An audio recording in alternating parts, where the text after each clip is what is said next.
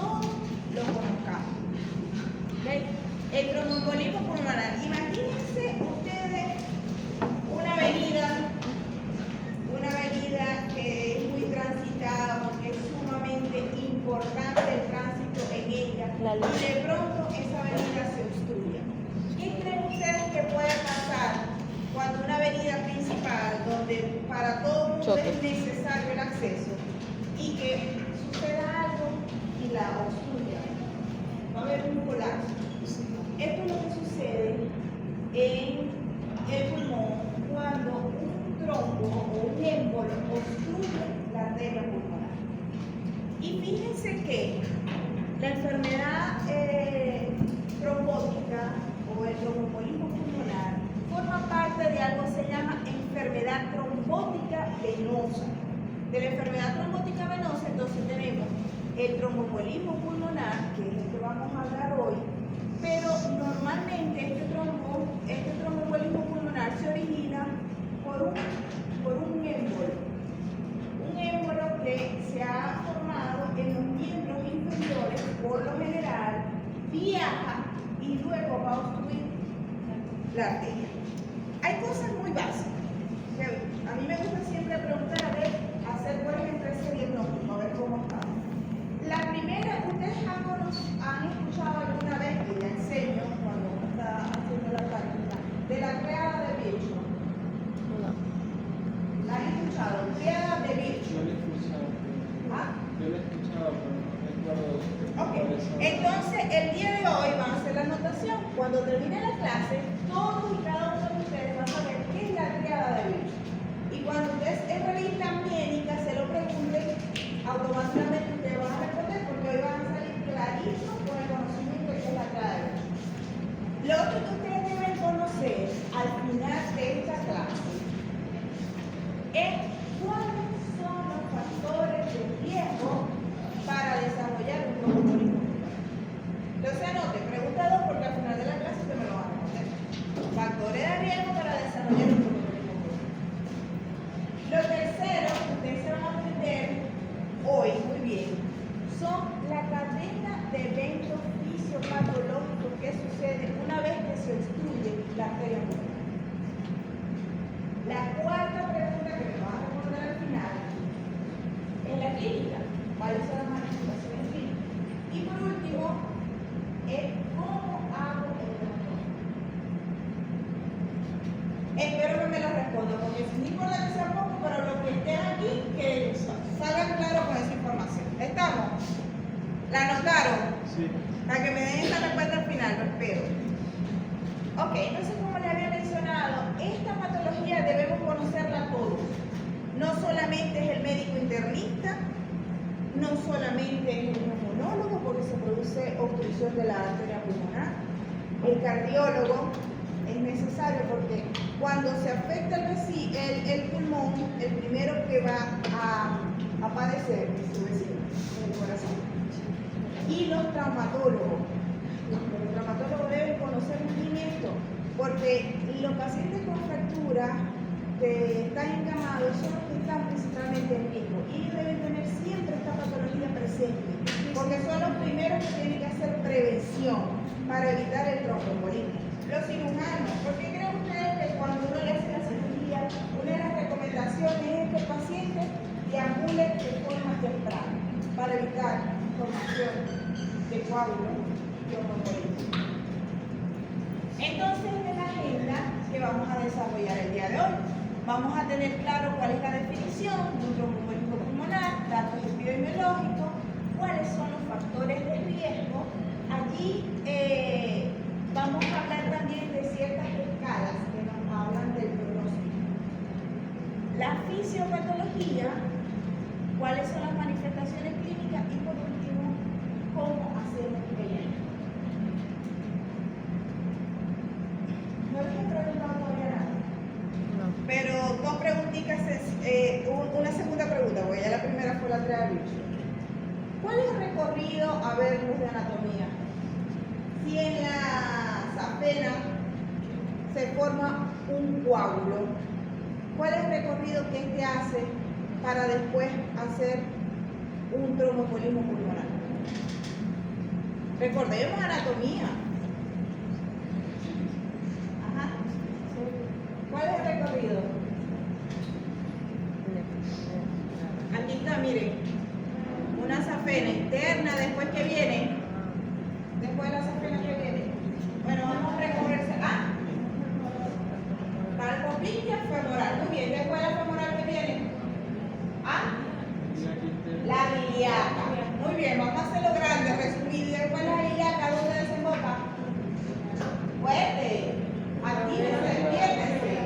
¿Dónde? Vena cava inferior. Ajá, ya llegamos a la vena cava inferior, rapidito. Y esto después ustedes saben bien cuál es el recorrido. Al llegar a la vena cava inferior, llegamos aquí.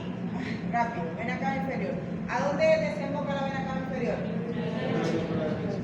Aurícula derecha, pasa ventrículo derecho y finalmente llega a la arteria pulmonar. Entonces, ¿qué es el tromboembolismo pulmonar? Es la oclusión o taponamiento de una parte de la arteria pulmonar o alguna de sus ramas o derivaciones. Y esto generalmente ocurre ¿por qué? Por la formación de un trombo en los miembros inferiores. Ese trombo se va a desprender y fíjense que viaja a través de todo el sistema circulatorio venoso y llega finalmente a la vena cava inferior, aurícula derecha, ventrículo derecho y finalmente me va a obstruir. Y dependiendo del grado de obstrucción, voy a tener los síntomas, porque no es lo mismo un gran trombo que me obstruya la principal a microtrombos que me obstruya más la periferia. Por eso es que los síntomas pueden ser muy variables. A veces pasa desapercibido, puede ser moderado o puede ser algo tan trágico que ocasione la muerte del paciente en pocas horas. Fíjense que les llega un paciente, ustedes están de emergencia, y me pasó. Y un paciente después de una cirugía, 4 o 6 horas después de una cirugía, comienza con disnea de inicio súbito. Disnea porque hay una obstrucción. Se ha formado un trombo y me ha obstruido una principal. Ese paciente después de que comenzó con disnea, oxígeno que no mejora, porque está entrando un poquito en el mecanismo fisiopatológico, va a ser hipoxemia. El corazón trata de compensar por muchos mecanismos, pero no es suficiente. Y después comienza con signos de bajo gasto. Eso sí se lo sabe. ¿Cuáles son los síntomas de bajo gasto? ¿Cómo sabe usted que está haciendo bajo gasto ese paciente? A ver. Disminuye esa presión. El paciente comienza a estar pálido, frío, sudoroso. Y usted dice, wow, ya el corazón aquí está sufriendo. Y ahí que va a parar. Y eso es así. Si no diagnosticamos rápido y no tratamos rápido, el paciente se nos muere. Pero antes de hacer el diagnóstico es mejor prevenir y ver cuáles son los pacientes de riesgo de hacer un trombo y anticoagular. Porque a veces es tan rápido el proceso que por más que lo hagamos el diagnóstico, no nos da chance de hacer nada por el paciente. Porque es muy aparatoso. Y ahorita que veamos detalladamente la fisiopatología van a entender mejor por qué. Estamos claros con la definición. Avanzamos. ¿Cuáles son los datos epidemiológicos? Bueno, el tromboembolismo pulmonar es la tercera causa de muerte de origen cardiovascular. Ya ustedes conocen que la primera son el infarto agudo de miocardio. La segunda es el ictus, de origen cardiovascular. La tercera es el tromboembolismo pulmonar. Cuando hablamos de origen cardiovascular. Porque de forma general, yo ya le había dicho que la primera es el infarto, de forma general. La segunda era el ictus y la tercera, ¿cuál es? Que lo dije ya en clase. Despiértense. El EPOC, muy bien. EPOC y las infecciones respiratorias. Están ahí a veces, pero el EPOC. Ok. Su incidencia oscila entre 100 a 200 casos por cada 100.000 habitantes. Es 8 veces más frecuente en pacientes mayores de 75 años. Ocasiona aproximadamente 300.000 muertes anuales en Estados Unidos. Esta enfermedad, para que les quede claro, es más frecuente en hombres que en mujeres. No tanto la diferencia, pero sí. Y es más frecuente en mayores. Eso lo tienen que tener claro. y que es la tercera causa de muerte de origen cardiovascular. ¿Cuáles son los factores de riesgo? Y aquí está la respuesta a lo que le pregunté. Lo primero que ustedes tienen que conocer es la triada del Virchow. La triada del Virchow es esta famosa triada que es muy preguntada en la vista cuando están en clínica pasando por revista médica, lo van a preguntar siempre que hay una trombosis venosa profunda o que el paciente tenga riesgo porque esté encamado de hacer un tromboembolismo. Éxtasis sanguíneo. ¿Cómo eso se puede ver? ¿Qué creen ustedes que puede favorecer al éxtasis venoso? Dos cositas que pueden favorecer. A que ese flujo se lentezca. Aumenta la concentración de hemoglobina. Se vuelve más espesa la sangre. Ajá, pero eso te habla de hipercoagulabilidad. ¿Ok? Éxtasis venoso. ¿Qué hace?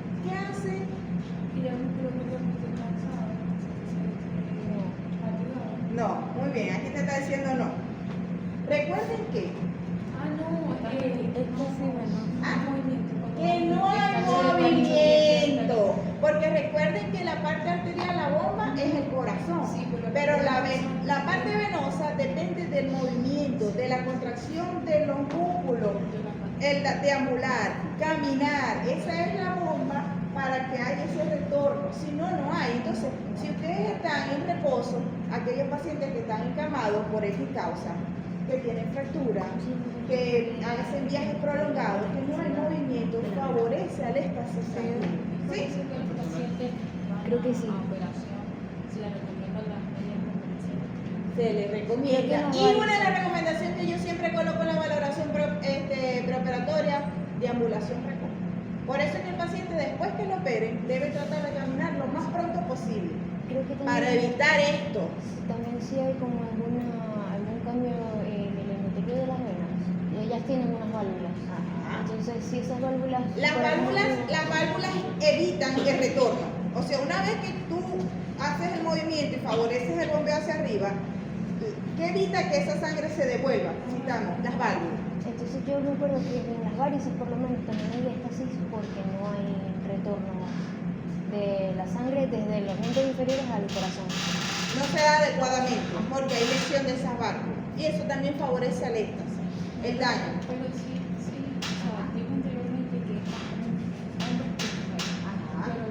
Pero depende de la edad, porque le dije, se describe, y ahorita vamos a ver el anticonceptivo y todo lo demás. Por eso es que a veces la diferencia es muy mínima, pero algunos textos describen que es con más frecuencia en hombres que en mujeres. Pero en los dos se puede presentar y está muy bien lo que estás haciendo referencia. El factor de riesgo, sobre todo en la mujer, pero en edad fea. Correctamente. Ajá, entonces el primero es el éxtasis venoso. Lo otro es la lesión endotelial. ¿Ok? Es importante que se dé la lesión endotelial para que haya la agregación planetaria y la formación del coágulo. ¿Y qué enfermedad produce? Que ya todos saben, lesión endotelial. La hipertensión. Pero aquí tenemos pacientes que tienen traumatismo, pacientes que son sometidos a grandes cirugías. ¿Ok? Todo eso me va a producir daño al endotelio. Pacientes que le colocan catéter intravenoso produce lesión del endotelio y eso favorece a la formación del coágulo. También, porque esos van a tener éxtasis y también si han tenido traumatismo y lesión del endotelio. Entonces tenemos dos factores que me van a ocasionar la formación del trombo. Los diabéticos, porque la diabetes produce lesión del endotelio. Entonces, éxtasis sanguíneo, lesión endotelial y hipercoagulabilidad. Esos son los tres factores que desencadenan o ocasionan la formación de un trombo en el miembro inferior. Y aquí yo les tengo en forma detallada cuáles son cada uno de ellos. Entonces lo vamos a dividir en alto riesgo, moderado y bajo. ¿Okay? Entonces, por ejemplo, las fracturas del miembro inferior tienen un alto riesgo de hacer un trombo. Fracturas de miembros inferiores, pacientes que han estado hospitalizados por insuficiencia cardíaca o porque tengan fibrilación auricular, pacientes que han sido sometidos a reemplazo de cadera o de rodilla traumatismos mayores, infarto agudo del miocardio en los últimos 3 meses y pacientes que han tenido previamente una trombosis venosa o pacientes que han tenido lesión medular. ¿Por qué serán los pacientes que han tenido lesión medular? ¿Qué pasa con esos pacientes con lesión medular? No se pueden mover, están encamados y eso va a favorecer al éxtasis y a la formación de trombo. Entonces, en estos pacientes nosotros tenemos que hacer sí o sí prevención, ¿no? Prevención, porque si no, va a ser un trombo. ¿Cuáles son los factores de riesgo medio? Bueno, ahí tenemos cirugías menores, cirugías artroscópicas de la rodilla, enfermedades autoinmunes, ahí incluimos lupus, transfusiones sanguíneas, colocación de catéter intravenoso, quimioterapia, agentes que estimulan la eritropoyesis, terapia de reemplazo hormonal, tratamiento de fertilización, anticonceptivos orales, como los había mencionado por acá, pacientes en el puerperio, enfermedades inflamatorias, pacientes con cáncer. Es muy frecuente sospechar en pacientes con cáncer y sobre todo que hayan hecho metástasis. Ellos tienen mayor riesgo de hipercoagulabilidad. Pacientes que tengan trombosis superficial también, y pacientes que hayan tenido un accidente cerebrovascular, que estén inflamados o que tengan poca circulación por secuelas de vida. Esos son los factores de riesgo mínimos. ¿Y cuáles son los factores de riesgo más bajos? Bueno, ahí tenemos un paciente que tenga reposo en cama de más de 3 días. Es decir, que el paciente que está hospitalizado tiene 5 o 6 días, tiene riesgo de hacer un trombo. Sí. Por eso que estos pacientes hospitalizados, y más si es diabético, que es hipertenso, tenemos que hacer prevención. ¿Ok? ¿Por qué la fertilización in vitro puede ser de riesgo? Por las hormonas. Por lo mismo de los anticonceptivos, y hay hormonas que te van a favorecer a mayor coagulación de la sangre. Entonces, como lo mencionaron muy bien por aquí, la diabetes sabemos que ocasiona lesión del endotelio, la hipertensión, pacientes que hagan viajes prolongados de más de 8 horas, 10, 12 horas, no se mueven, tienen riesgo de hacer trombo. Por eso es que cuando estamos tenemos que estar moviéndonos, activándonos para evitar esto. Pacientes de edad avanzada tienen más riesgo de tener daño del endotelio por la edad. La obesidad, el embarazo, las venas varicosas, entre otros. Entonces, estos factores de riesgo ustedes tienen que aprenderse, ¿ya? Porque ahí está donde ustedes van a empezar a hacer prevención. Mientras mayor es el riesgo, más indicación de usar anticoagulantes. ¿Sí? ¿Está claro acá? Ok. Ahora vamos a hablar de la fisiopatología. Yo les hice el resumen de la fisiopatología en la cadena de eventos que suceden. Tengo 3 láminas. La tercera lámina me la van a explicar ustedes. ¿Ok? Porque en la primera voy a decir todo, repito, y al otro ustedes están en la capacidad.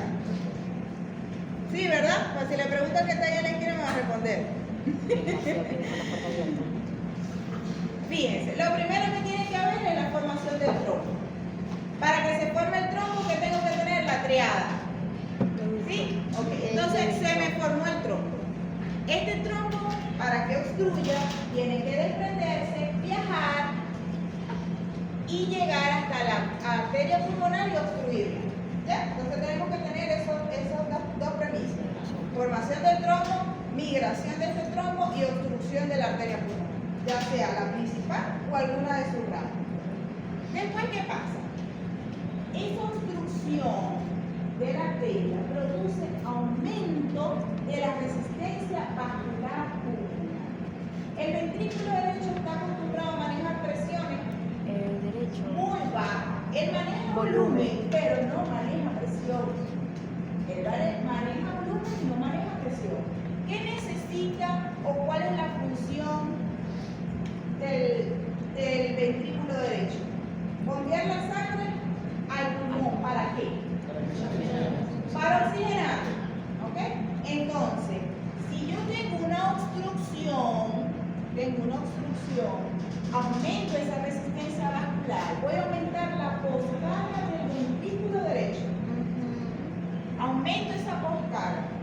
Hay mecanismos neurohormonales que suceden normalmente cuando algo no puede trabajar adecuadamente. ¿Cuáles son esos mecanismos? Ya ustedes vieron cardiología, la repasaron, están expertos. Sencillito, mecanismos neurohormonales. La catecolamina a través del sistema simpático. ¿Qué hace? Aumenta el inotropismo. Va a aumentar frecuencia. ¿Y cuál es el dice neuro? Es a través del sistema nervioso simpático, muy bien. Y hormonal. ¿A través de quién? ¿Vasopresina qué? Ajá. Del sistema renina, angiotensina, aldosterona. Igualito. Pero esos mecanismos compensatorios no son suficientes. Y más bien, si se prolonga en el tiempo, me va a empeorar el cuadro. Igualito como pasa en la insuficiencia cardíaca izquierda. ¿Sí? Ok, entonces, me aumentó la resistencia vascular pulmonar, aumenta la poscarga, eso me va a ocasionar disfunción de ese ventrículo. El ventrículo va a empezar a trabajar con mucho defecto, porque está haciendo un esfuerzo sobrenatural, algo para lo cual él no estaba preparado. Y no es lo mismo que yo haga microtrombo a que haga trombo grande. O sea, en la medida que más abrupto sea el cuadro, pues mayor va a ser el daño. Ok. Después, ¿qué sucede? Si la función del pulmón era oxigenar la sangre y la vía está obstruida, ¿qué va a pasar? ¿Cuáles son los dos mecanismos fisiopatológicos que nos suceden aquí? Recordemos la clase de insuficiencia respiratoria. Ajá, muy bien, ese es el paso siguiente. Vamos con lo que ocasiona la hipoxemia. Recordemos los mecanismos de la insuficiencia respiratoria para producir hipoxemia. Yo les dije, una es disminución del CO2. ¿Aquí? ¿Pasa esto? No tiene que ver. Otra es disminución de la ventilación. ¿Aquí hay problema con eso? Aquí disminuye la perfusión. Ay, dígame, a ver si me entendieron la clase que hay. Muy bien, aquí yo tengo un problema de la perfusión. ¿Ok? El pulmón está ventilado muy bien, pero no está perfundido porque hay obstrucción de ese vaso y no me está llegando la irrigación. Entonces yo tengo disminución de la perfusión. ¿Y qué me va a ocasionar eso? ¿Pero por qué? Disminuye la Ven relación que me de lo diga. ¿Qué se altera? Si esto está perfundido y no está ventilado, ¿qué se altera? la relación de Se altera el BQ, se altera la relación ventilación-perfusión. Se altera la ventilación, la relación.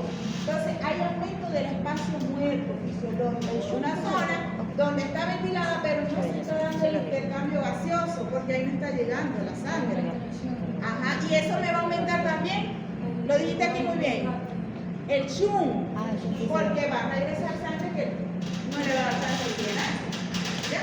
Entonces, hay alteración de la relación ventilación-perfusión y me va a aumentar el chum. Esto me va a ocasionar hipoxemia. ¿Y cuál es el mecanismo de reflejo?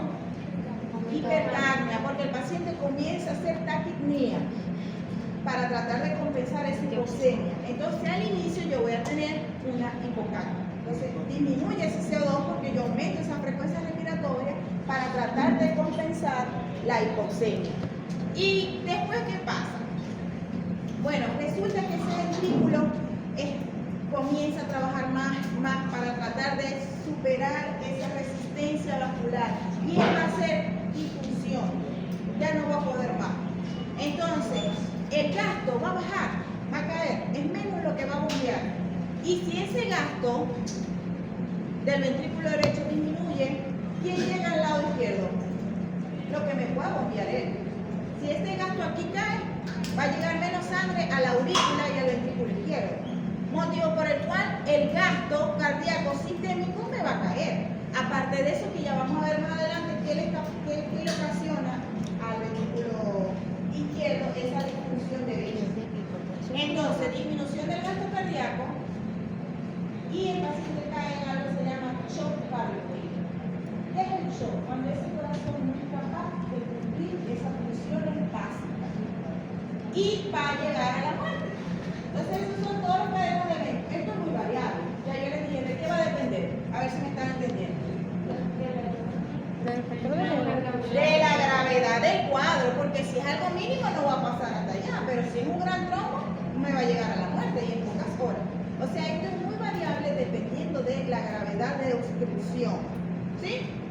Podemos avanzar tranquilos. Ajá, en esta otra lámina yo les voy a reforzar lo que les acabo de decir para que la tercera ustedes me entiendan. Entonces fíjense, aquí hay una circulación normal.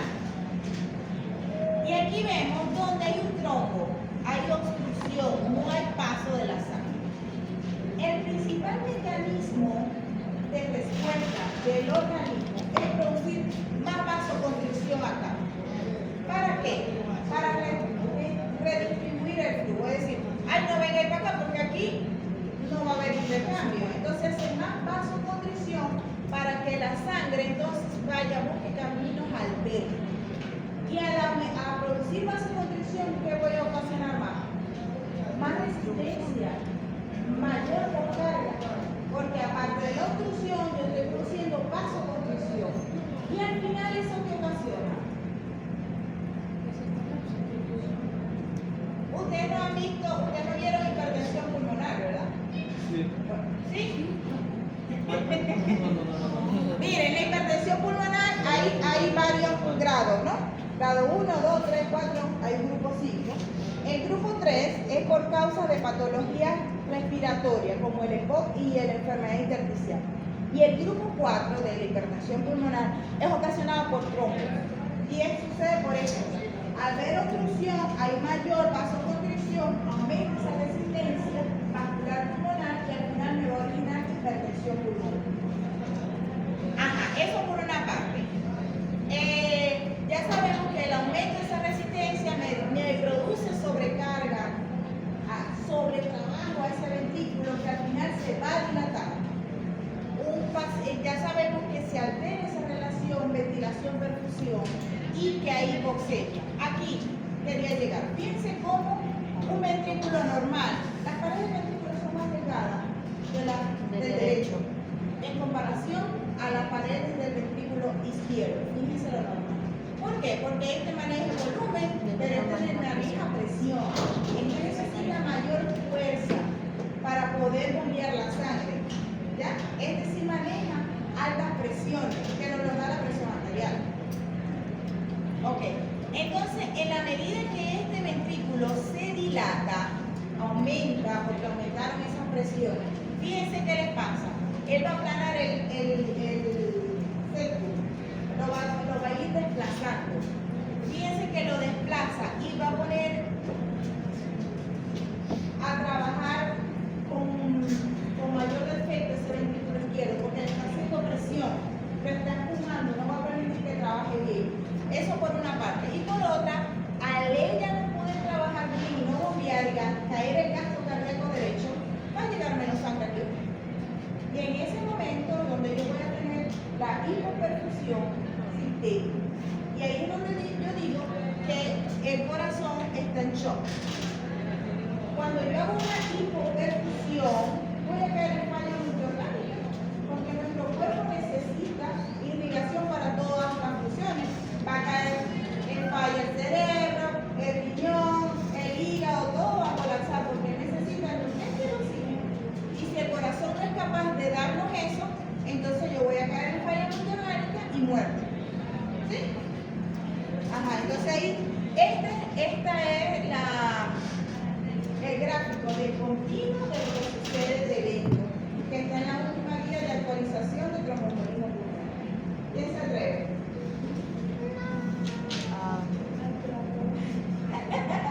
¿Qué necesitamos para aprender? Ahí están todos los pasos. Miren, este continuo comienza en todos los eventos que le pasa más que todo al corazón, cuando se aumenta la poscardia. Y la ventilación. Ajá, muy bien. ¿Qué hay antes? Formación del trombo. Ahí este va a obstruir. Entonces al obstruir, ¡pum!, aumenta la poscardia del ventrículo derecho. ¿Y de ahí qué pasa? Al largo Por un mecanismo compensatorio, aumenta la resistencia arterial pulmonar por determinación de la vasoconstricción. Dale duro para que allá en el dato de lucha, si no tengo que preguntárselos allá. Pero eso primero tiene que En ver. el compensatorio tenemos que anotar lo que va a ser la resistencia vascular pulmonar, ya cual de la por la obstrucción Tenemos dos mecanismos, hay obstrucción y aumenta más por vasoconstricción esa resistencia. En total hay una gran resistencia vascular y eso va pulmonar. a ir aumentando lo que va a ser la carga del ventrículo derecho, generando una dilatación de este ventrículo, porque ya que está acostumbrado a manejar volumen y no presión, él va a comenzar a aumentar, causando una... Y fíjense qué puede pasar en una cavidad que se dilata. ¿Qué pasa con esa válvula? ¿Qué puede pasar? Se dilatan también. Ajá, y hace una insuficiencia de la válvula, ¿verdad que sí? Al crecer hace insuficiencia también de las válvulas. Ajá, ¿qué más pasa? Esa misma va a aumentar también la tensión de la pared que está creciendo. Y la tensión de la pared, recuerden que es la que activa los mecanismos neurohormonales, que ¿cuáles son? El sistema Simpático, muy bien. Ajá, después ¿qué más pasa? Va a haber obviamente una inflamación miocárdica porque estamos trabajando más, lo que va a también causar a su misma vez que el ventrículo izquierdo vaya disminuyendo su capacidad. Ajá. Muy bien, te vas excelente, pero te voy a interrumpir aquí porque aquí no les mencioné. La inflamación ya les estoy diciendo, hay una inflamación miocárdica, pero ese ventrículo que tiene más trabajo, que está más grande, demanda más oxígeno. Y esa coronaria derecha no es capaz de suplir la necesidad tan grande que está teniendo ese ventrículo. Y eso es lo que va a favorecer a que haya isquemia. Y si hay isquemia, ¿qué va a pasar? Más falla. O sea, todos esos eventos se suman a mayor daño de ese corazón. Ajá. Sí, y eso va a causar ya al pasar este tiempo bajo este cuadro va a disminuir la convertibilidad, disminuir el gasto cardíaco. Entonces, esta fase de aquí es todo lo que se activa para tratar de compensar, de vencer esa resistencia vascular pulmonar. Pero aquí llega un momento donde todo empieza a caer. ¿Qué cae?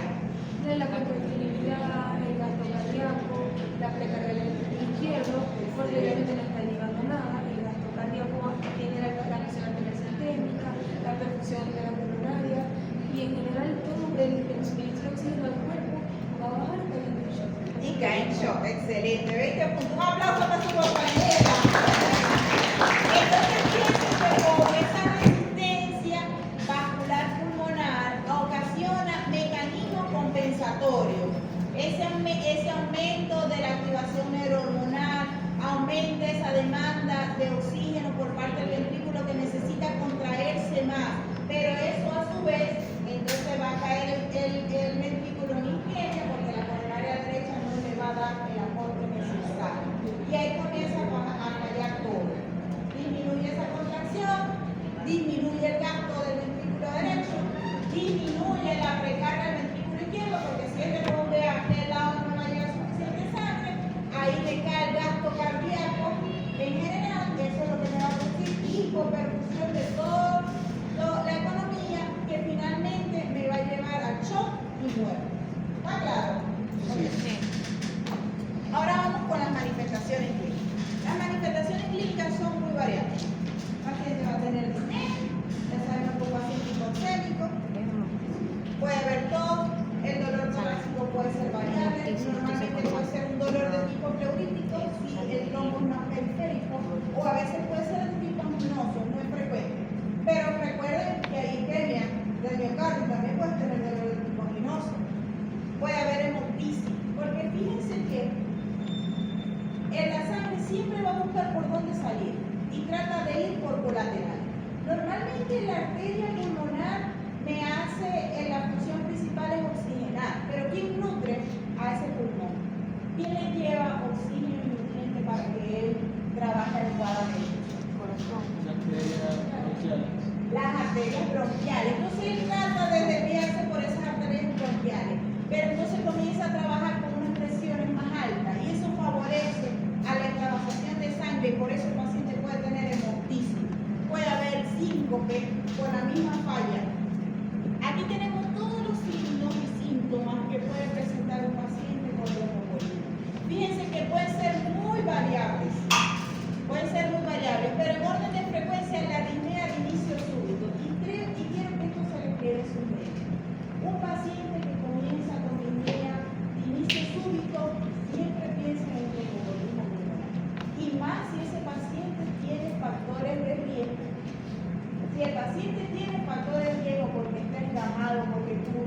cirugía, porque está hospitalizado, porque tiene una fibrilación, porque ha tenido un infarto, y comienza con inicio súbito, siempre piensa en el tromboembolismo. La taquicardia siempre va a pasar. ¿Por qué pasa la taquicardia? Porque de forma compensatoria. Es un mecanismo compensatorio, como ya lo dijeron, lo mencionaron, es parte del mecanismo neurohormonal, ¿ok? Activación del sistema simpático para tratar de compensar esta falla. No está trabajando bien, no hay aporte suficiente, entonces siempre va a intentar compensar con taquicardia. Puede haber ortornea, puede haber irritación yugular. ¿Por qué pudiese haber irritación yugular? Pudiese pasar. Y ustedes ven cardiología, ya lo vieron. ¿Qué pasa? Hay congestión, el tránsito está trancado y comienza a congestionarse la vía y hay irritación yugular. Puede haber síncope, sabemos que hay falla cardíaca derecha, que es la base, que es la principal, pero esa insuficiencia cardíaca derecha después me va a hacer daño izquierdo, ¿ok? Normalmente siempre sucede al revés. Siempre la insuficiencia cardíaca izquierda me ocasiona derecha. Pero estos cambios tan abruptos, tan agudos, me va a ocasionar también daño del lado izquierdo. ¿Okay? Y por supuesto, esto no es una manifestación clínica directa del tromboembolismo pulmonar, pero tenemos que tenerlo presente porque esta es una de las principales causas. Los signos y síntomas que me indican trombosis venosa profunda, porque ahí es donde está el protagonista, ¿sí o sí? Sí. Ahí es donde está el trombo. Entonces, aquellos pacientes que tienen aumento de volumen de un miembro, normalmente es unilateral, no es bilateral, ¿sí? Con cambios de coloración y más si tiene signo de OMA positivo. Ya vieron en biología, ¿cuál es el signo de OMA? Fuerte. Bueno, se le pide al paciente que se siente y se agarra la planta del pie. Hay dorsiflexión del pie y va a ocasionar dolor. También se le puede apretar lo que es la parte de los gemelos. Excelente, esas son dos formas. Yo hago presión en los gemelos y hay dolor. Eso es un OMA positivo. Y sobre todo, si yo hago dorsiflexión del pie. Al hacer dorsiflexión del pie, yo voy a tener dolor en esta zona. Eso es OMA positivo. A veces, yo no veo un aumento de volumen importante y tampoco veo un cambio de coloración, pero le hago la maniobra, está positivo, entonces yo digo, hay un riesgo de que hay un trombo. Y esa es la principal causa de que después vaya a haber ese embolismo pulmonar. Ajá. Yo una vez leí que mientras más sea el cambio de coloración o el aumento de volumen, cuando la manifestación de que tenga una trombosis venosa profunda sea más hacia arriba, mayor es el peligro que suceda el tromboembolismo. Está más cerquita, está más cerca y más fácil de llegar hasta. Eso es parestesia y puede tener mucha causa. Pero estos son los signos más directos de tromboembolismo, de trombosis venosa profunda. La sangre está llevando. Yo escuché un caso de un paciente que se saqué de cama, que hicieron como cerebral y se lo y a la hora decía que primero sintió mucha presión y después no sentía nada. Es una parestesia. Pero ahí hay que tener presente algo, la compresión que podemos hacer en los nervios. Ya, eso de pronto había que aflojar eso porque esa compresión del nervio me va a producir parestesia. ¿Ya? Pero siempre un paciente en trauma que haya inmovilización, eso me favorece a qué? A tromboembolismo porque hay mayor énfasis, no hay movimiento. Siempre pensarlo, allá.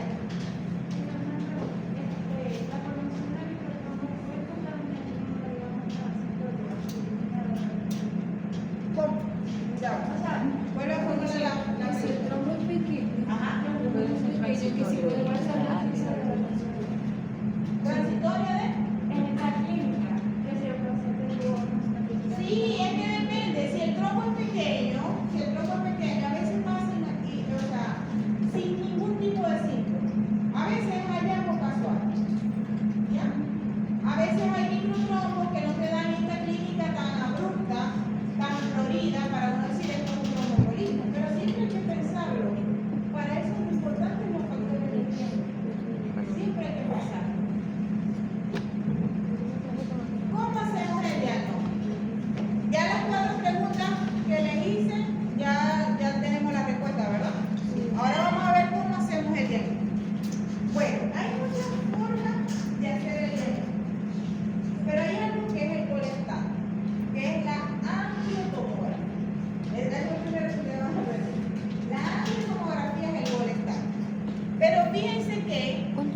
sí, hablarles de individualidad, estudio, sí. yo les voy a mencionar estas escalas. Miren que esto va para el examen.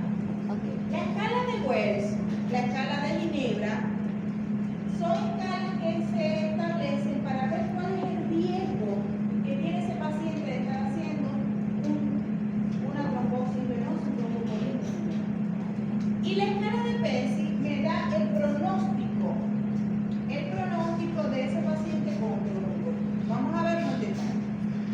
Entonces, la escala de Wells no hay que aprendérsela de memoria, pero ustedes tienen que saber que existe. Y ahorita, actualmente, hay en el celular hay aplicaciones que uno coloca escala de Wells y una vez que sale, y vos marcáis. Tiene tantos años, tal. Entonces, todo el mundo. Entonces, ¿tiene algún signo compatible con una trombosis venosa profunda? ¿Cuáles son? Aumento de volumen, o más positivo, sí o no? Le da 3 puntos. ¿Tiene diagnóstico? ¿Es diagnóstico probable de una trombosis venosa? ¿O tiene una frecuencia cardíaca mayor de 100? ¿Es un paciente que ha tenido antecedentes de una cirugía previa? ¿Un paciente que está encamado? ¿Ya ha tenido algún embolismo pulmonar previo? ¿O paciente tiene algún cáncer activo? ¿Tiene metástasis? Esto te da un puntaje. Pero ¿para qué me interesa a mí? Para ver la probabilidad, según el puntaje, de hacer un tromboembolismo. Un paciente que tenga un punto es riesgo bajo. ¿Y por qué es importante? Porque si yo le hago esta escala y el riesgo es bajo, y le hago un número D y está negativo, yo descarto que es un tromboembolismo. No tengo que hacer más nada. ¿Sí? Sí. Para eso son estas escalas. Nos sirve para hacer diagnóstico. Miren que yo no tengo que ir a someter a una angiotomografía si baja la probabilidad y tiene un número de negativo, automáticamente lo descarto. Doctora, ¿cuántos síntomas y signos tiene que presentar la persona para yo catalogar que tiene 3 puntos? ¿Con un solo signo y síntoma? Algo que ya- es probable. Por ejemplo, pacientes que, por ejemplo, tengan signos clínicos compatibles con trombosis venosa profunda. Por ejemplo, lo que le acabo de mencionar. Cambio de coloración, aumento de volumen, dolor. Ok, si tú ves un paciente que tiene clínica probable de un tromboembolismo, porque tiene disnea de inicio súbito, estaba encamado, tuvo tos, o sea, si yo los relaciono, esos signos, recuerden que esos signos y síntomas pueden pasar en muchas patologías, pero yo tengo que estar en el contexto clínico de ese paciente que tiene riesgo, y más si tenía ya antecedentes de un trombo. Entonces eso me va dando el puntaje. Si fue un paciente que estaba sometido o fue sometido a cirugía, en las mismas aplicaciones, aquí está la antes de edad, te dice, ¿tiene algún signo y síntomas? ¿Cuáles son que les mencioné? Tos, hemoptisis, disnea, ortopnea, irritación, algún síntoma. No te tiene que decir 2, 3, 4. Si vos tenés algún signo que estás pensando en un tromboembolismo pulmonar, le dices sí. Ok. ¿Ya? Si hay síntomas y signos, tú le dices sí. Y de una vez, un paciente que tiene más de 65 años, que ya ha tenido un evento previo, o de trombosis venosa profunda, o de un tromboembolismo pulmonar. Entonces, es importante la escala, porque la escala me va a establecer a mí la consulta. Ahora, si yo tengo un paciente de alto riesgo, alta probabilidad, que tenga 7 a 12 puntos, y yo le hago un número de delta positivo, yo empiezo la coagulación. Yo no voy a esperar una angiotomografía. Si él tiene clínica, ¿verdad? Tiene tos, tuvo hemoptisis, tiene disnea, tiene dolor torácico, tiene signos de bajo campo, etcétera, etcétera. Todo lo que yo le mencioné, yo le voy a colocar acá. Y la escala de Ginebra es similar. Ustedes apréndanse, Wells y Ginebra. Son escalas que me establecen el riesgo del paciente de desarrollar tromboembolismo pulmonar. Y mientras más alto es el puntaje, es más sospechoso. Y eso me va a ayudar a tomar una decisión rápida y no esperar todos los demás estudios para confirmarlo. ¿Ya? Tiene alto riesgo, tiene clínica, no voy a tardar en iniciar la anticoagulación. Igualito, de pronto el paciente no tiene signos y síntomas, pero está encamado, tuvo cirugía, es mediano el riesgo. Yo hago prevención, yo le coloco anticoagulación, al menos que tenga una contraindicación especial. Pero para eso me sirve eso, para hacer prevención y porque el paciente tiene alta probabilidad. Y en el caso que yo les dije que tengo un número negativo y bajo riesgo, descartar por completo la entidad clínica. Voy aquí. El edema siempre va a ser unilateral. Por lo general es unilateral, porque si es bilateral uno tiene insuficiencia cardíaca, una insuficiencia, algo más sistémico. que pudiera estar. ¿Ven? Yo quería para confirmar eso, muy mala suerte. Tendría que estar en el contexto clínico para pensarlo. Y dice, bueno, puede tenerlo en los dos lados. Le enyesaron los dos pies, tuvo fractura en los dos lados, tiene tiempo encamado, puede pasar. Y tiene signo de agua positivo. ¿Qué le hacen ustedes para confirmar eso? Que no esté enyesado para podérselo hacer. ¿Qué hacen? Yo le hice la prueba, está positivo, alta probabilidad, pero ¿cómo yo estoy segura? No, una angografía. No, de trombosis venosa, estoy en el miembro. Ella está sospechando, dice doctora, si hay de los dos lados, siempre es unilateral. Yo le dije, bueno, pudiese, normalmente es unilateral, pero tiene que tener cambio de coloración, signo de más positivo, pero ¿cómo confirmo yo que hay un trombo en ese miembro? Un ecodoppler, yo le hago un ecodoppler venoso y verifico que sí hay la presencia de un trombo. ¿Ya? Si hay la presencia de un trombo, en el puntaje me va a dar más probabilidad o es más sospechoso de tromboembolismo.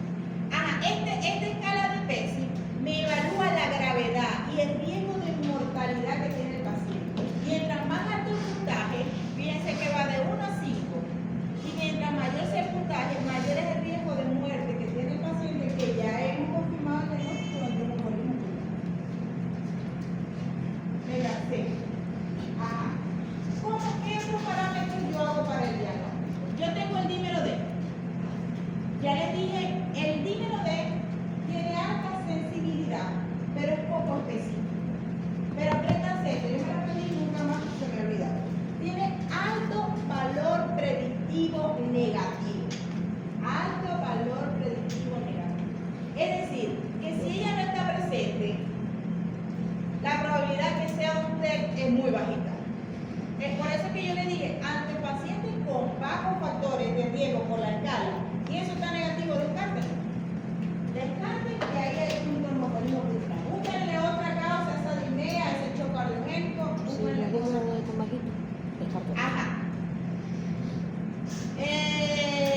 Vamos a verlo cada uno en detalle. Ya sabemos que el dímero D es producto de la degradación de la fibrina y ella va a aumentarse a pocas horas de formarse ese trombo.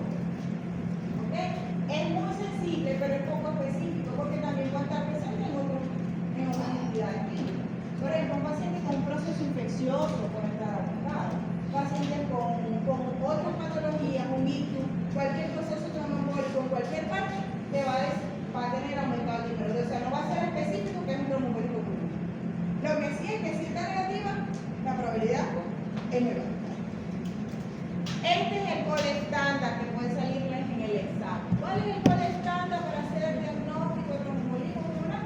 La angiotomografía, con una alta sensibilidad y alta especificidad diagnóstica. Fíjense que ahí le colocamos un medio de contraste y podemos evidenciar dónde hay el trombo, dónde está la oclusión. Entonces ese es el gol estándar. ¿Cuál es la contraindicación? Que el paciente tenga problemas de insuficiencia renal, que no le podemos dar contraste, o que el paciente sea alérgico al contraste. Porque es importante el contraste para poder realzar ese trombo. ¿Alguna pregunta? ¿No? ¿Y qué hacemos? Fíjense aquí cómo se ve, hay microvarios trombo. Esta es la arteria pulmonar. ¿Qué será esto que está aquí?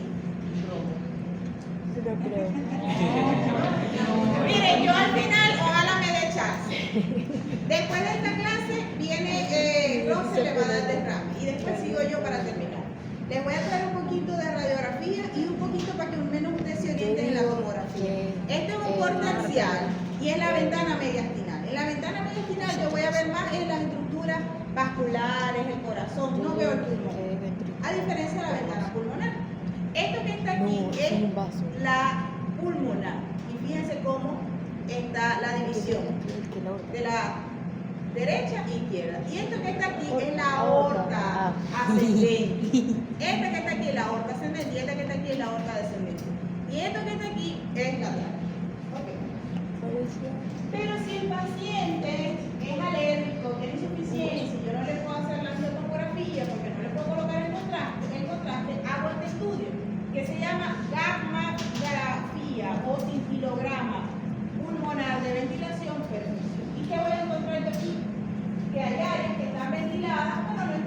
confundida. Entonces, el segundo estudio o la otra elección es gammagrafía o cintilograma, ventilación, perfusión. ¿En quién? En pacientes que sean alérgicos o que tengan alguna Insuficiencia complicación renal. del umbral. ¿Ya?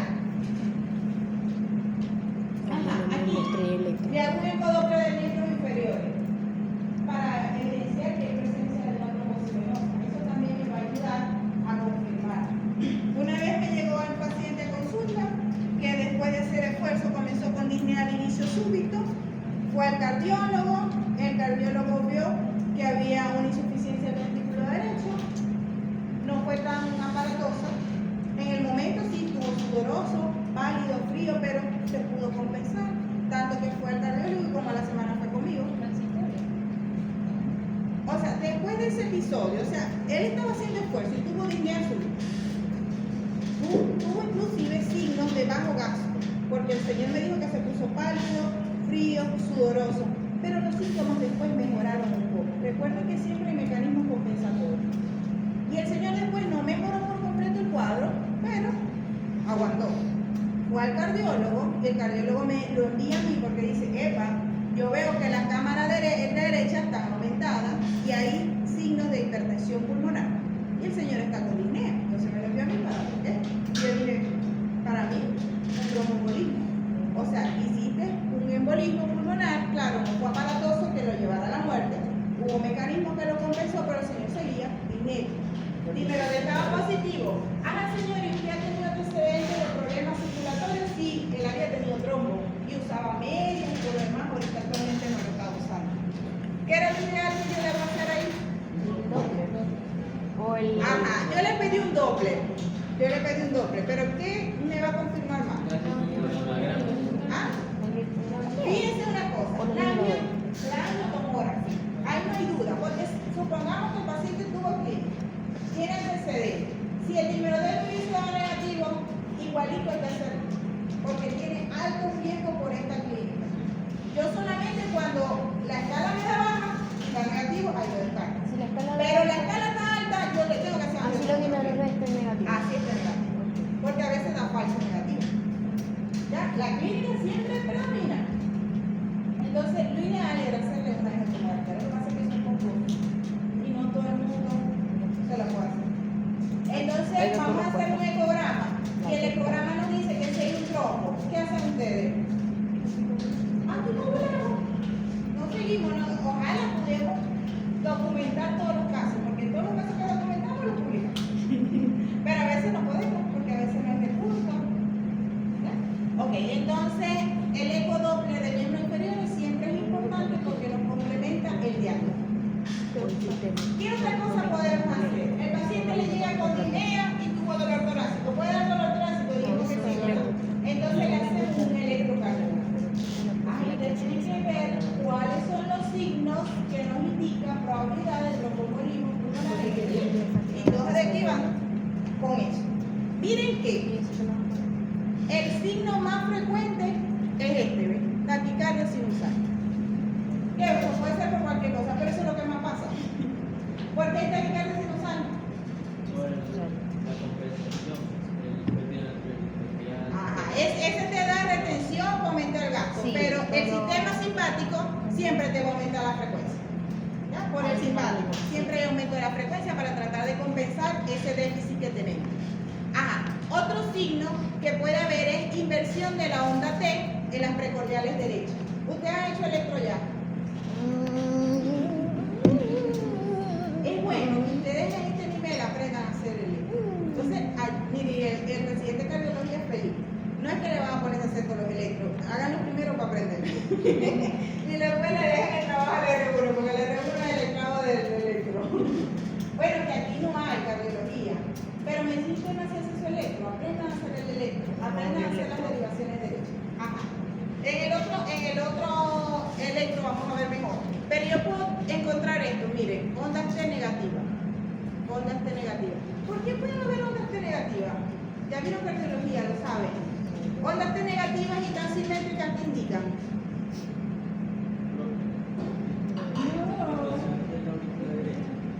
Vamos en síndrome coronario agudo. Ubíquense los cambios en el electro. Tenemos isquemia, lesión y necrosis. Cuando hay una onda T negativa, simétrica, ¿qué pensamos? Isquemia. Isquemia. Pasa isquemia, puede pasar isquemia, recuerden que sí sucede. Entonces yo puedo tener una onda T negativa. El eje se desvía a la derecha. ¿Por qué? Mayor trabajo. Entonces hay desviación del eje a la derecha. Y esa desviación del eje a la derecha me puede dar bloqueo rama derecha. Aquí no hay, pero el bloqueo de rama derecha ustedes van a ver un QRS ensanchado. ¿Ok? En el otro electro lo vamos a ver. Y el patrón típico que siempre se pregunta en el examen. ¿Qué es el patrón? S1, QT, T3. Y ya vamos a ver qué es eso. Siempre lo preguntan en la revista, le encanta preguntar. Este patrón no es el más frecuente, pero lo más frecuente yo le dije que es vertical sinusal dentro de los campos. Pero es un patrón muy típico del broncocolismo, o sea que esté presente en el electro les hace sospechar mucho más en que sea Ajá, ¿y qué es eso? Bueno, eso no es más que ustedes van a D1, este es D1. Y ustedes van a buscar en D1 la S. Y si la S es muy profunda, en D1 ya yo tengo S en D1. ¿Ya? Eso es todo. Otro que se observa es yo voy a buscar la derivación de 3. Y en D3 yo voy a buscar dos cosas. Uno, una Q profunda. Y lo otro es una T negativa. Entonces ese es el patrón. S1, Q3, T3. S positiva o muy negativa en D1, Q patológica en D3 y S negativa en D3. Eso es todo, es una mnemoteca. Pero se pregunta y se pregunta. En el examen va la pregunta, en revista va la pregunta. ¿A todo el mundo le gusta la pregunta? Uno sigue haciendo la pregunta. Irregular, o sea, en el bloque se ve que es irregular. ¿En qué? En la siguiente, o sea, en ese Q3 Bueno, fíjense que no sé qué es lo que me quiere decir los RR, que no están simétricos, no están regulares, ¿ok? Sí, o sea, en Q3 y en D3, sí, o sea, si ve la siguiente después que está diciendo nada, Ajá. no se ve, es como si... Se hace más negativo. Exacto, es como... Bueno, fíjense que esto también nos puede conllevar a arritmia, no sé si, pero las arritmias uno ve los RR más irregulares, uno más corto, uno más largo, uno es otro. No sé si tú ves, porque fíjate, esto es U, esto es Q, R, la S aquí no está profunda como está acá, ¿verdad? Después viene la T que está invertida. Ajá. Entonces, ese es el patrón típico en el electro. Aquí vemos otra vez, fíjense. S profunda de 1, en D3, una T negativa y una Q patológica. Patrón S1, Q3, T3. No se vayan a equivocar el examen, por favor.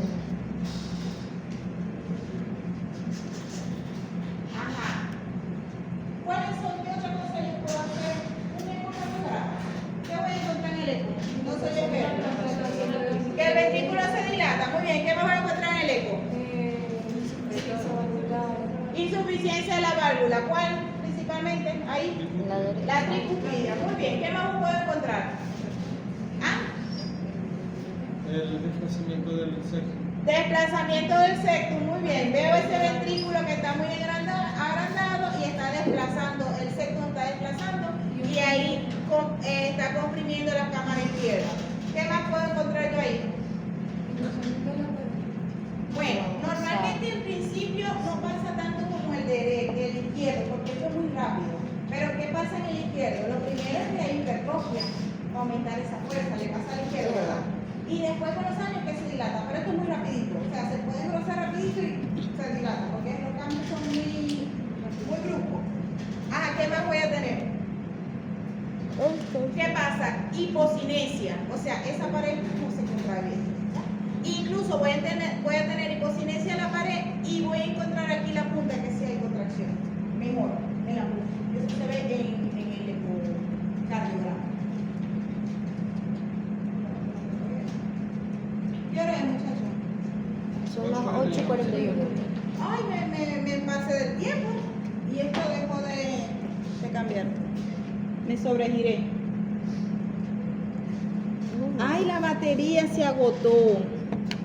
Resolvemos. Ya estamos terminando. Vamos a colocar esto.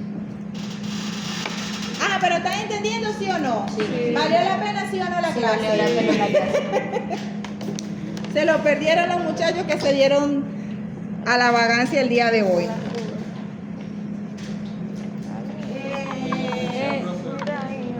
Hay un más cerca. Doctora, mire, Aquí, pero mire, lo puede por favor. colocar acá. Aquí, listo. Batería. Ajá. Bueno, entonces, disfunción del ventrículo derecho, puede haber hipertensión pulmonar, aumenta esa presión, ya sabemos, hay vasoconstricción y aumento, entonces voy a tener hipertensión pulmonar. Puede haber trombos intracavitarios. Si hay presencia de trombo intracavitario, nos hace más vitales. Si aquí hay un trombo en la cavidad, ya sabemos que está embolizando. Ahí también se ve el centro, lo que se ve ahí en el medio. Bueno, tendríamos que ver mucho, pero ahí no está señalado ningún trombo, pero sí podemos ver imagen de trombo en la cavidad. Si vemos una imagen de trombo en cavidad izquierda, ¿riesgo de qué? Izquierda. ¿Ah? Que llega al pulmón. No, izquierda, eso va para la aorta. Un ictus dice ahí aquí, ¿ok? Un ictus es más frecuente. Y obviamente en la cavidad derecha yo voy a ver un pulmonar, porque para allá donde va la sangre. Cuando está en ventrículo izquierdo, va a Cuenta que la izquierda va por la aorta. Yo quiero un Aorta y toda la neumonía. Ok, los signos radiográficos. Estos signos radiográficos hay que aprendérselos así tal cual. Lo voy a tratar de explicar de una forma más sencilla. Tenemos, la radiografía no es específica y también nos sirve para descartar otras causas de disnea. Por ejemplo, que no tengo una motora, que no tengo un derrame, que no tengo otra patología. Y hay ciertos signos que se han descrito como son estos. Tenemos el signo de la palla, que es como una dilatación de la arteria que está obstruida. Esto es el signo de la palla. Tenemos el signo de Westermann, que se pregunta mucho también.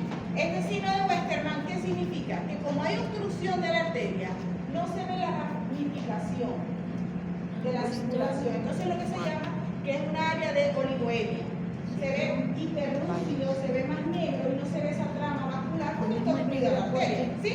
Claro. Y un signo, la joroba de Hampton. La joroba de Hampton, esta es esta radiopacidad que es de forma triangular, que normalmente está en la base y que se produce por ese infarto, por esa afección, Mire, te tengo que dar, y el parénquima pulmonar por el Era fácil. Entonces, esos son los signos más preguntados. La palla, Westermann y la joroba de Hampton. Profe, ¿dónde se ve ahí la hiperclaridad pulmonar? Aquí se supone que usted no ve la trama. Uno tiene que ver la trama broncovascular. Si esa arteria está obstruida, uno no ve esa distribución de la sangre, cómo se ramifica. Entonces uno lo que ve es el área como más negra, más radiolúcida. ¿Sí? ¿Sí? No vemos la trama. Pero generalmente en un solo... Donde está obstruido. El otro vos vas a ver la diferencia. Claro, ahí no ves bien la imagen porque está la proyección. Pero en el otro lado tú vas a ver más cómo es la irrigación, cómo se va dividiendo los vasos, ves bien la trama vascular. En cambio, en esta donde hay la obstrucción ves todo negro, ves más radiolúcido, porque esa trama está obstruida. Y eso, no sé Otro, le hacemos el dímero D, le hacemos la troponina. La troponina puede estar aumentada. ¿Sí o no? Sí, ¿en qué caso? Sí puede estar aumentada. Recuerden que el ventrículo aumenta esa demanda de oxígeno y cuando esa demanda no es suplida, voy a caer en isquemia y puede haber necrosis y eso es lo que me hace más falla cardíaca, ¿ya? Porque él demanda más y si no hay el aporte suficiente porque ese corazón está fallando, entonces yo puedo tener una troponina positiva. Y el péptido natriurético se pregunta muchísimo. Siempre uno en paciente con dinero, la todo que llevo dinero se lo pido, así sea o me pongo. Yo descarto que ese corazón no esté trabajando. Cuando hay sobrecarga de volumen, aumenta. ¿Sí? Sí. Cuando hay sobrecarga de volumen, él aumenta para aumentar la duración. Como mecanismo compensatorio cuando hay insuficiencia cardíaca. Doctora, yo cuando estudié el espectro natriurético en fisiología, me acuerdo que hablaban sobre de que ella se aumentaba, pero en las primeras fases. Y ya Ajá. luego como que disminuía. Ajá. O siempre se mantiene. No, realmente si tú te pones a ver en los pacientes ese péptido natriurético, en la medida que hay falla cardíaca, él está aumentado. Siempre va a estar aumentado, por lo general. Y yo lo pido mucho porque en las primeras fases, sobre todo cuando hablamos de insuficiencia insuficiencia cardíaca izquierda, tú antes el cardiólogo decía, no, este corazón está chévere, está bien, tiene buena fracción de eyección, las paredes están ahí con buena contracción, lo único que está hipertrofiado. Esa es la primera fase que uno ve, ¿verdad? Es decir, pero también en la causa de la disnea no es esa, y ahora uno ve que sí, porque no hay insuficiencia sistólica, pero sí hay insuficiencia diastólica. Y esa insuficiencia diastólica yo la veo porque hay aumento de ese péptido. Y a veces lo pido y me ha llegado paciente con 25.000. Y lo mínimo, lo normal es No, eso depende de la edad. En menos de 75 años tiene que estar por debajo de 300. Altísimo. 1.000, 2.000, 5.000. Mientras mayor sea la insuficiencia cardíaca, más alto va a estar. Entonces, fíjense, si yo tengo una sospecha y la sospecha es baja o media, yo le hago dímero D, está negativo, yo descarto. No voy a colocar anticoagulante, ¿sí? Pero si la sospecha es alta, así el dímero no importa, yo le voy a hacer la angiotomografía. Hay sospecha alta, hay que hacer la angiotomografía. A menos que yo no pueda, me uso otras herramientas, igualito lo voy a anticoagular. Ahora bien, si el paciente, la angiotomografía es negativa, ya yo estoy descartando, pero igualito, no hay un trombo, pero si tengo riesgo, siempre hacemos la prevención. Fin, la embolectomía. ¿Qué es? Pacientes que tienen falla cardíaca con un trombo masivo, un tromboembolismo masivo, yo puedo extraer ese trombo y resolver el problema. Ojalá de todos los hospitales tuvieran embolectomía y pudiésemos hacer eso. Sería ideal y salvaría muchas vidas. Pero muchas veces la inestabilidad hemodinámica no da chance a nada. Y cuando es así masivo, paciente no. Pero eso es ideal. ¿Qué otra cosa puedo hacer? Yo le puedo dar fibrinolíticos, medicamentos que traten de destruir ese trombo. Lo clave ahí es el riesgo después de ser hemorrágico. ¿Ok? Riesgo-beneficio, siempre.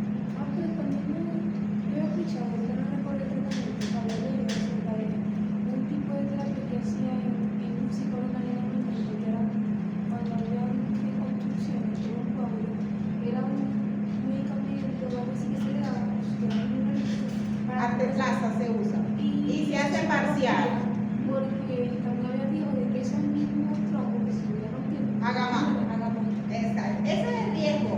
Ya, porque entonces se disuelve, se rompe. Ajá, ahí pasa, pero eso puede favorecer también a formación de más. De esos micros que siguen embolizando y obstruyen otras más adelante. Pero esos son los tratamientos.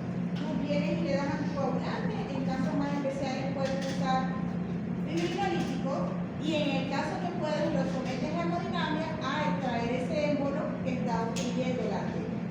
Y en pacientes que no podemos anticoagular, solamente que esté contraindicado la anticoagulación y tenga mucho riesgo de hacer tromboembolismo porque es un paciente que ya ha hecho una trombosis venosa, podemos colocar los filtros de vena cava inferior. A mí no se me olvida eso de la clase mía de, así que estamos bien patología, en la de César Cuadra, que está todavía vivo. ¿No conocen al doctor César Cuadra? No, pero Tan joven y yo vieja. Pero él es un internista famoso que daba clases de semiología en el Central, muy famoso. Y me acuerdo como si fuese ayer la clase, donde él, eso es como un paragüita. Y uno lo coloca en la vena, puede ser en vena cava inferior. Y es como un filtro que evita el paso de trombo. ¿Cómo está, doctora? Entonces es como un paragüita que evita los filtros. Y eso, ¿a quién lo vamos a usar? En pacientes que no podemos anticoagular. Bueno, muchas gracias por su atención. ay, gracias por la extrañaba las clases. Pero al menos me van a decir rapidito Ya no me voy a dar más. factores de riesgo. ¿Cuál era la entrada de bicho? Muy bien, esa es la entrada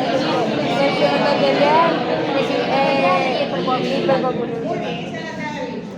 ¿Cuáles son los factores de riesgo? Persona mayor de 75 años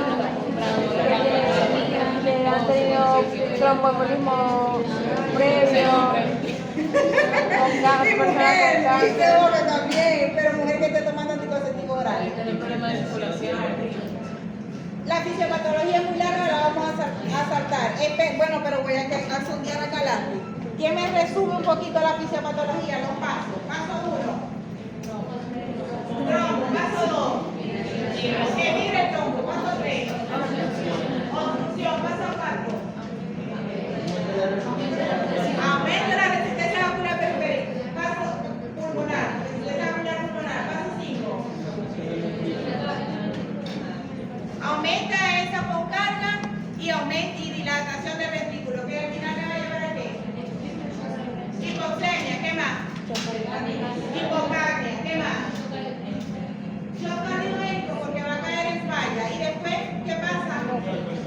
Muerte, ajá, pero entonces se saltaron que trae el gasto cardíaco, la hipertensión para llegar al shock. ¿Cómo hago el diagnóstico? El colesterol regular, la tomografía. La tomografía. ¿De qué otra cosa me puedo apoyar? Del número de ¿Qué más? el ecodoppler. Ecodoppler. El paciente que no le puedo colocar el contraste para la angiotomografía, ¿qué hago? Grama, ventilación, perfusión. ¿Verdad? Ajá, ¿qué más puedo hacerle? Un ecocardiograma me va a ayudar mucho. La radiografía. ¿Y qué otra cosa? El electro, ¿cuáles son los signos? ¿El más frecuente cuál es? Ese 1, Q3 y T3. Ese es el patrón hormónico que siempre pregunta, pero lo más frecuente es la taquicardia sinusal. Pero ese patrón, ese 1, Q3 y T3 es el más frecuente. Bueno, yo creo que sí logramos el objetivo. Sí, lo logro. Bueno, nos vemos en septiembre, Dios mediante, muchachos. Amén, profe.